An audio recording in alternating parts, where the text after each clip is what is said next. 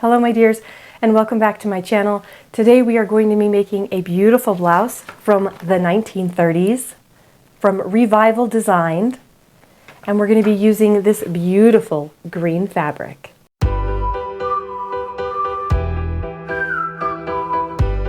Alright my dears, today's pattern was actually found on Etsy. This is a PDF pattern. Revival Designed, Making the Past Present is the designer on Etsy, and I will link their shop in the description down below if you are interested in this pattern or if you are interested in checking out what other patterns that they have.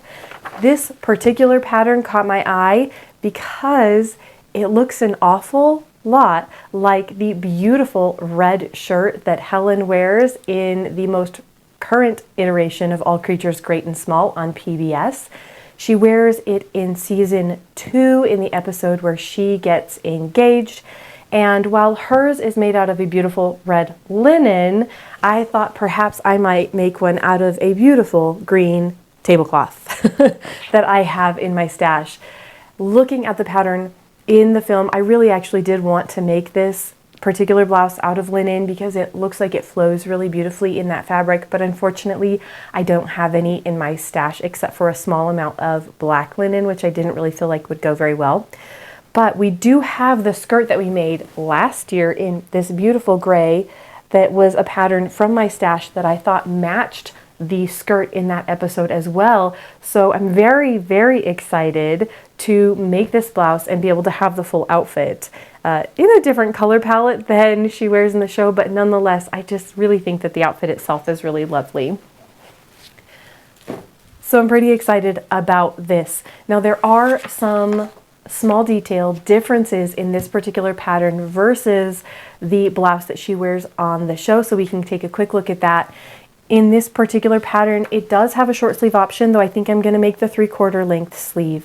And this particular pattern is completely closed in the front and has a belt. This shirt is supposed to sit over the top of a skirt or over the top of a pair of trousers, and it is fitted in order to do that. In the show, her blouse has buttons down the front of it, as we can see, and she tucks her shirt in. And that is actually the look that I think I would like to go for. I think it is absolutely achievable with this particular pattern because the top portion of the pattern is a large part of the overall look of this blouse, and the two patterns match really, really beautiful in that regard. So what I have done here is I have extended the pattern for the front of the blouse in order to create a button band, and then we'll simply make a facing for that so that it'll have a back facing for the buttons. And that will do a couple of things. It will match this look here. It'll make it so that it doesn't have to go over my head. We don't have to have any zippers, side closures, anything like that.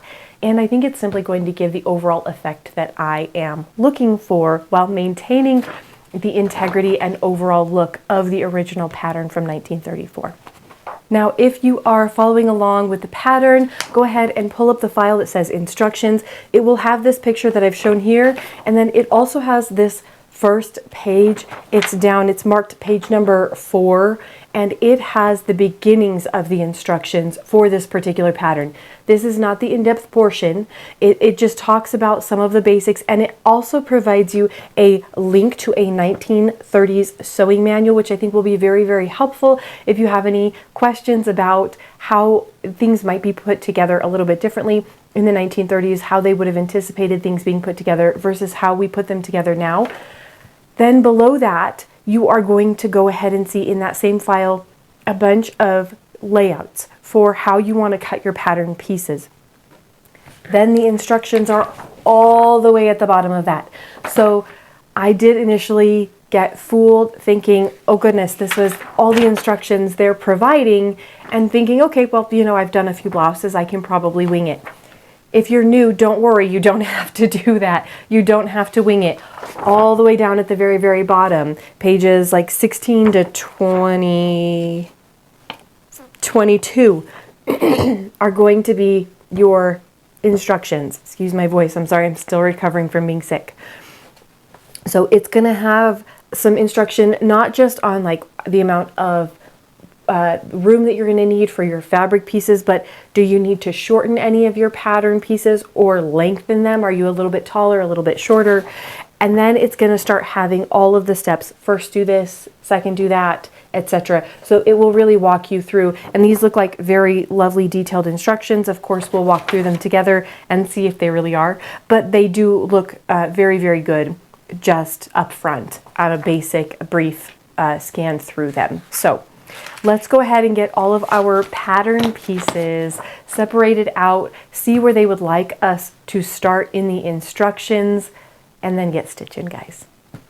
All right, my dears, step one, they're having us move right to the front yoke of the pattern. That is going to be this section right here that is going to be drawn into that bow. And they'd like us to go ahead and get that put together. Then they do want us to go ahead and fold up the underside. So on the wrong side, fold this bottom portion up to tuck the negative or the raw edges into the back side of the blouse before it is actually top stitched onto the bottom section of the blouse. However, because we know we are going to have button bands here for us, we are going to go ahead and probably, instead of attaching this front piece here after getting this dart in, we're going to go ahead and get the button band facing on and in place. And then we may even need to do our buttonholes down the front in order to avoid having to fight all of that fabric later in the pattern. Then we can actually get these two pieces tacked together, even with tailor's tack, to keep this nice and firm, and then we can go ahead and get this top stitched. Now this is a solid piece in this pattern, and as you can see here, they're having us leave an opening, which is why we are actually stitching this up and close to create this clean hem here before attaching it. And that is so that we don't have any raw edges poking out of the top of the blouse here, because that is where the tie is going to come around. This is different than what I initially thought this pattern would be. I assumed that this bow was going to be a part of this fabric, and I did consider attaching it to the front of the yoke so that it could be. However, I think it will change the integrity and the look of the blouse if I do that.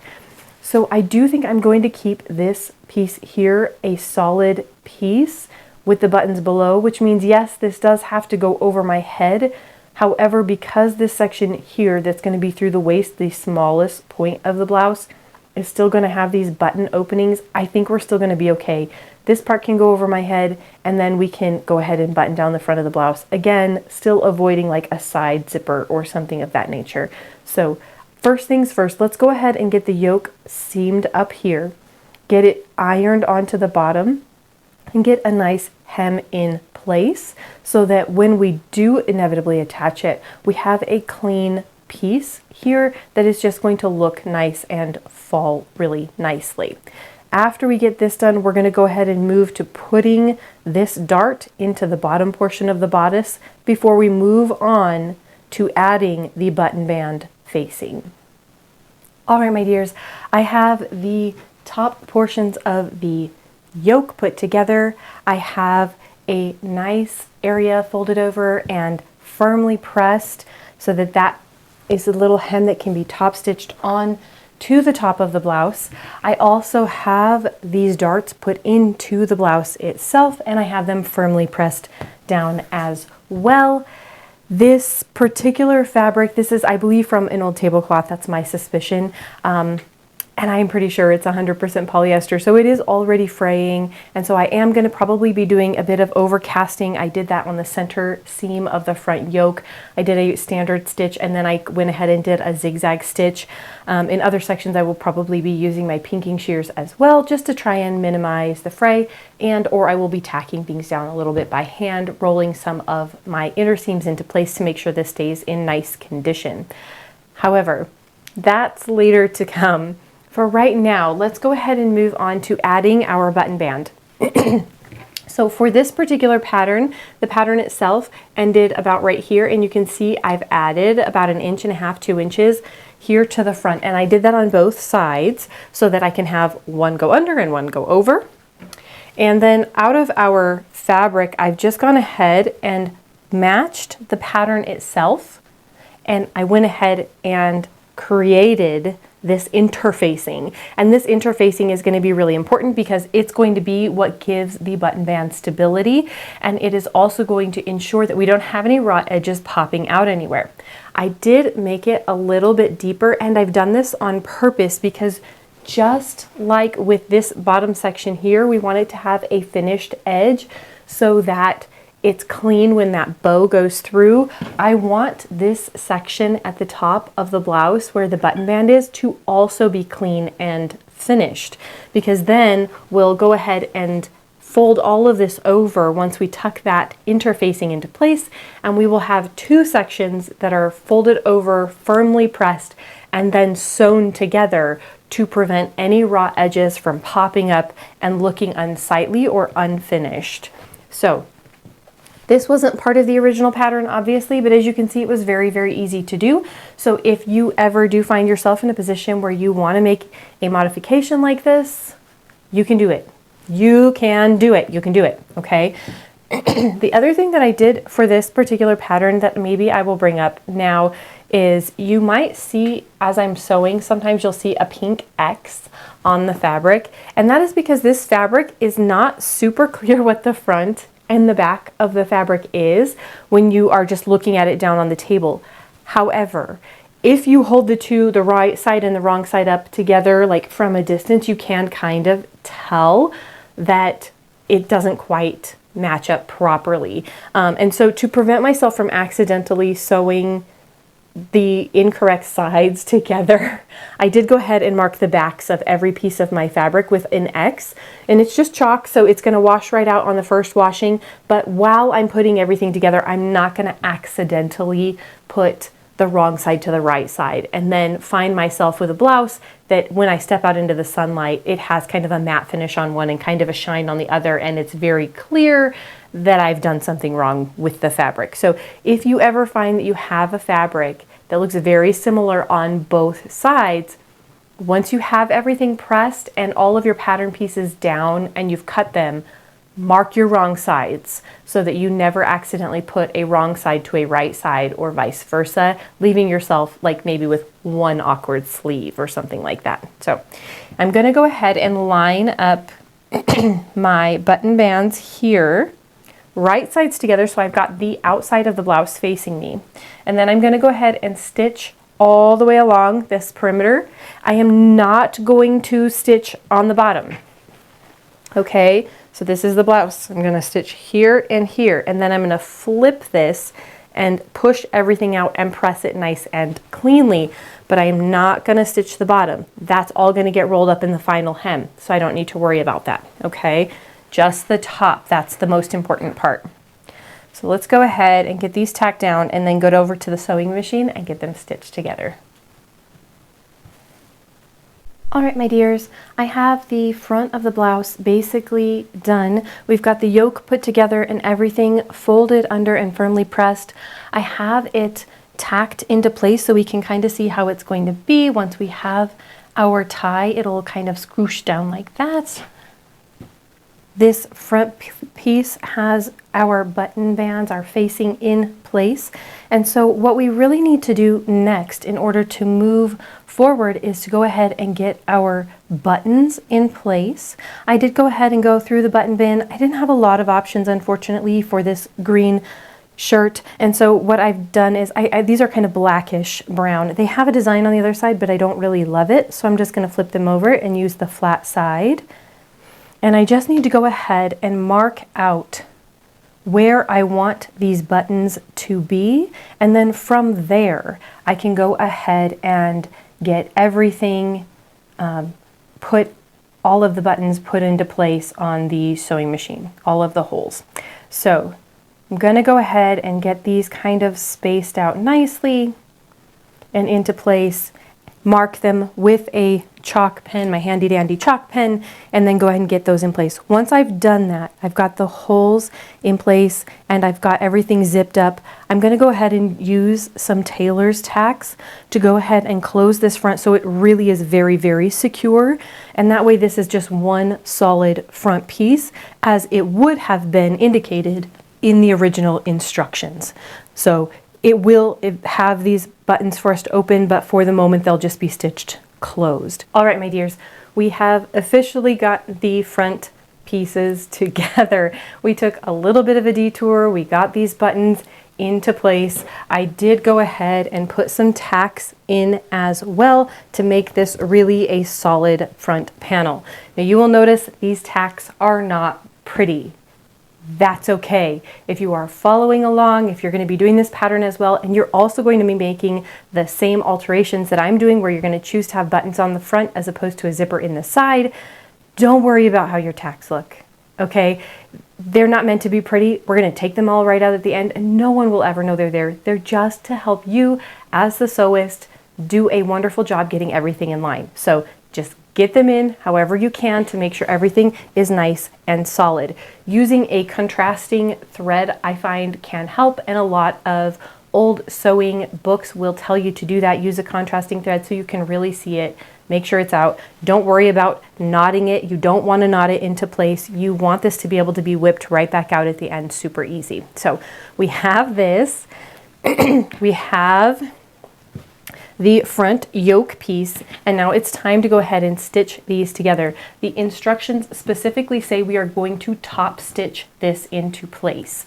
So that is what we're going to do. We have our hem folded over. We've got everything folded over and really firmly pressed here. So we're going to go ahead and pin it into place. We're going to put that top stitch into place, and then we're going to move on to our back panel. So let's go ahead and get this in. Now remember, when you're sewing this, whether you're adding the button band or not, you need to leave the center open. If you don't leave the center open, there will be nowhere for the tie to lace through and you won't be able to have that beautiful bow effect at the end with your blouse. So let's go ahead and get stitching on this. I'm going to get everything pinned, and then I'm going to go ahead and make sure that I've got the gap here because we're going to run the stitching line all the way across from one side to the other, leaving open that little gap. All right, guys, let's get pinning.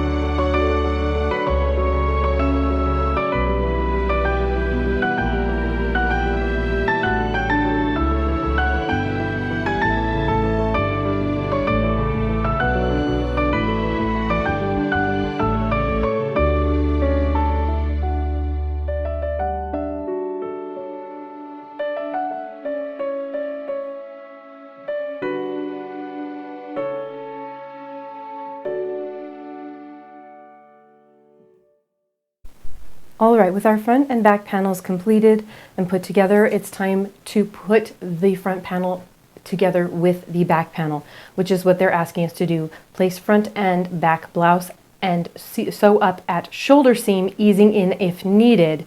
Then press those seams open.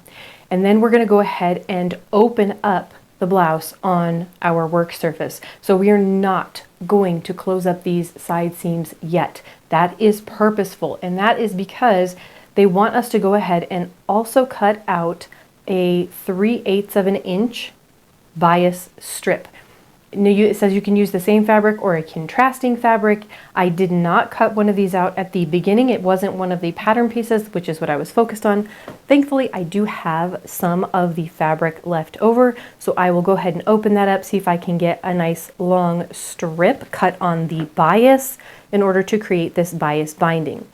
Then once we have everything folded open, we'll be able to see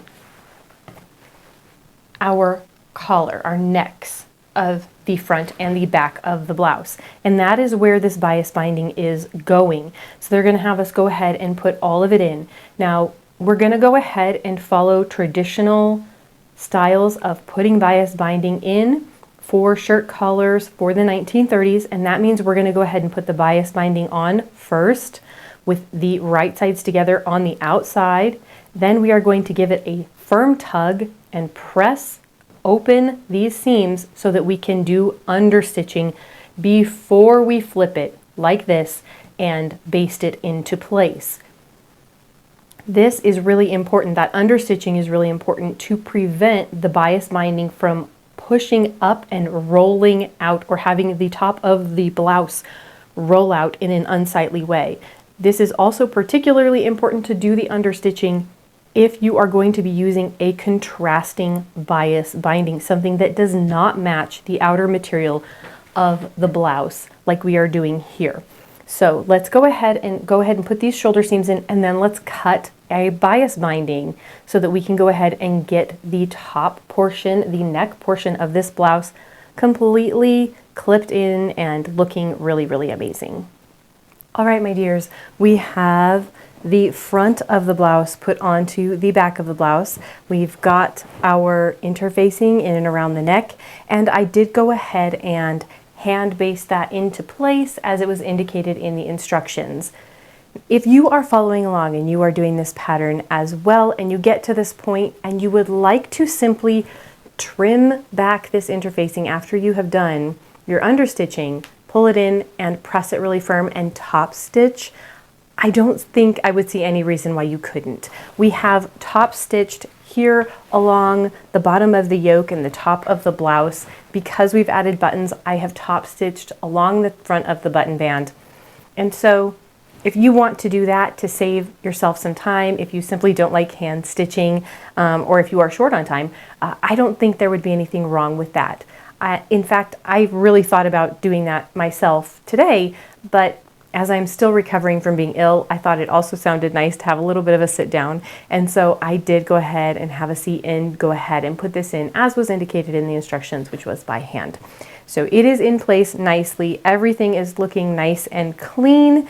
And next, they would like us to go ahead and close up the sides of our blouse.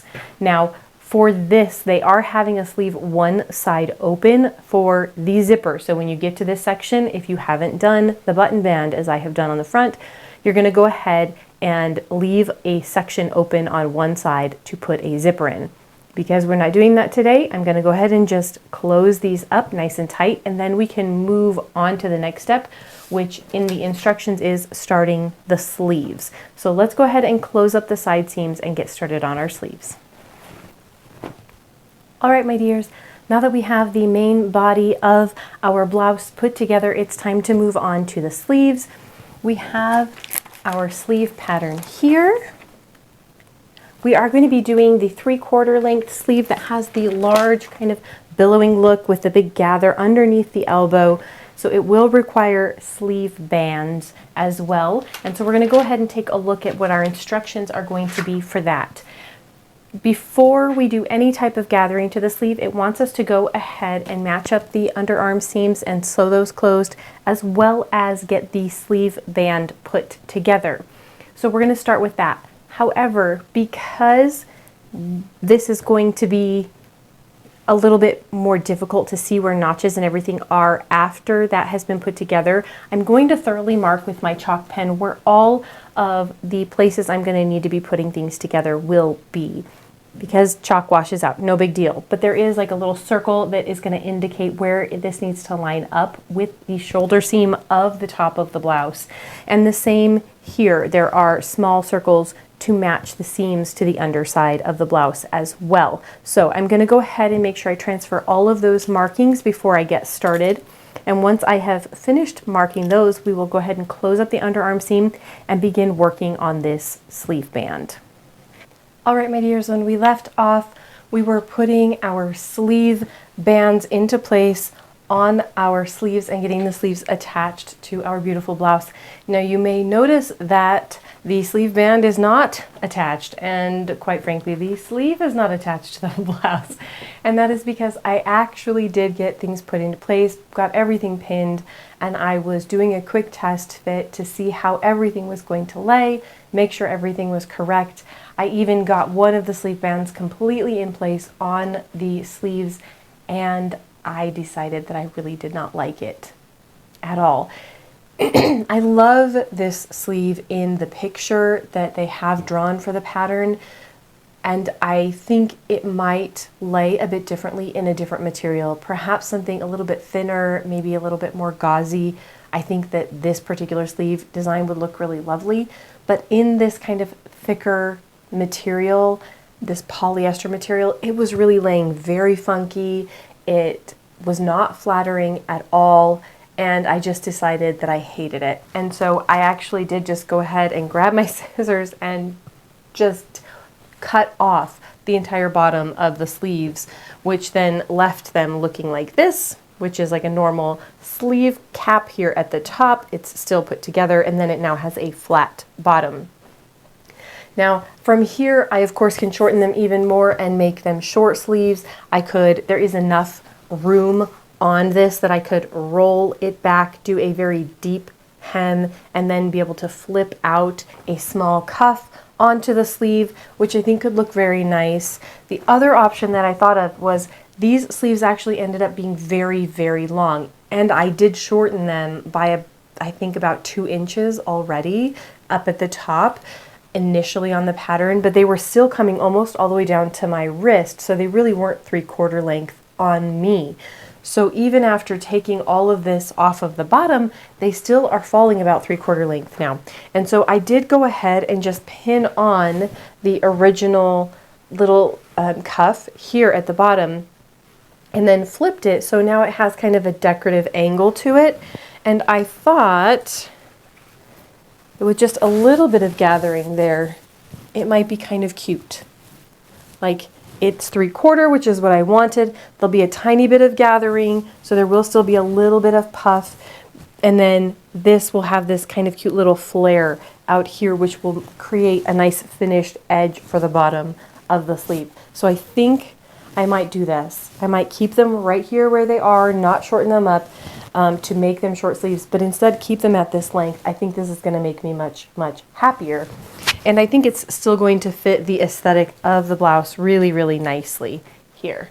So let's go ahead and do a quick gathering stitch on the bottom of these sleeves, and then get the cuff put on so that we can go ahead and get the sleeve actually attached to the blouse and move forward. All right, my dears, we are nearing the finish line. We have our sleeves in place. They have been finished off with the cuff at the bottom, and I think they're looking very, very nice. The buttons are totally in place. All of our hems are nice and clean and looking great. So we just need to get the bow to kind of give this its final look. So here are our pattern pieces for the bow. And I will let you know I cheated a little bit because I was getting very excited and I wanted to see how it would look and test how it's supposed to work. And so I went ahead and pulled it through, gave it a little tie, which is, you can see how it's starting to develop, how we're getting this look. The only problem is, now I know the ends aren't finished, but I don't know about you, but that's not the greatest bow. Again, I don't know if it's because of the material I've chosen. I think it probably is, because this is the width of fabric, right? This is actually 2 pieces for the bow that are supposed to be put together, you know, flipped and turned so that it looks very nice and very clean. And I can't really see that with this length in this kind of thicker polyester material that it's going to lay very nice and you're going to get a good bow effect. So what I'm thinking, we've got a few options. 1, cut out a new piece that is longer. Personally, I still think this is going to be too thick and too bulky once we do everything, even if we cut out 2 longer strips. So what I'm thinking is sewing these together to make one long strip, and then going ahead and folding it in half so that the width of the bow is more narrow. It will be a more narrow piece of fabric. It'll still be folded over, it will still be nice and clean, and all of the edges will be nice and clean, but the bow itself will be much smaller. And while that is not what is originally shown in this drawing, they do show a rather large bow on the front. The shirt that we are trying to achieve here, the shirt from the show, actually has a thinner bow. When I went back and looked through it, it doesn't have this big massive bow.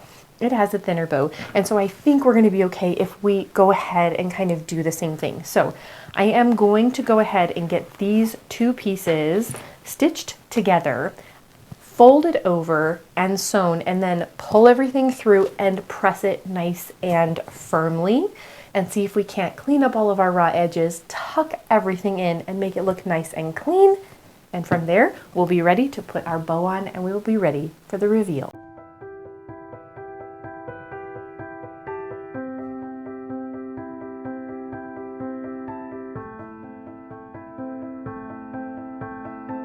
All right, my dears, let's talk wrap up on this week's make from Revival Designed. This is a PDF pattern that I found on Etsy, and I think the pattern maker did a really wonderful job. The pattern itself printed up very easily, the instructions were very clear, and I felt like they made a lot of sense. They went through everything from point A to point B to point C in a way that when you're talking about building a garment, made sense to me in my head. They are a pattern maker based on this pattern that I would highly recommend to someone. So if you do like vintage patterns, if you like PDF patterns and you want to give them a try, I do highly recommend them, and I will link them in the description below. But let's talk about the blouse. I think that the blouse came out really nice. I like it very, very much. I did change a couple of things, so let's go ahead and go over those. We did add buttons to the front. And by adding the buttons to the front, we avoided having a zipper in the side. And I'm very happy with that choice, because I have found lately that zippers in the sides of clothing, in particular, anything that might need to be a little bit blousy on the top, I have found that the zipper kind of impacts that, interferes, so that one side kind of blouses out nicely and the other is kind of rigid because of the zipper. So I'm happy not to have that. It also makes it, of course, extremely easy to get on and to tuck it in. And of course, the last reason that we did that is I was hoping to match the blouse in All Creatures Great and Small, and so it had buttons. I wanted dead buttons, and I'm glad that I did. The second thing that we altered were the sleeves. I had originally wanted to go with the longer sleeve that had that blousey bottom to it, and I thought it was a very romantic sleeve, but I did not like how it looked as we were moving along, and I think it really comes down to fabric. I don't think it's a bad sleeve design. I think it was longer than I had wanted and had anticipated. In my mind, I really thought that it was a 3/4 length sleeve, and looking at the drawing, it seems like it should be a 3/4 length sleeve, but on me, it came all the way down to my wrist. It was very voluminous, and it just didn't quite lay beautifully. I think in a gauzy fabric, something that is a little bit lighter, or even like a little satin fabric, it would fall very differently, and it would work beautifully.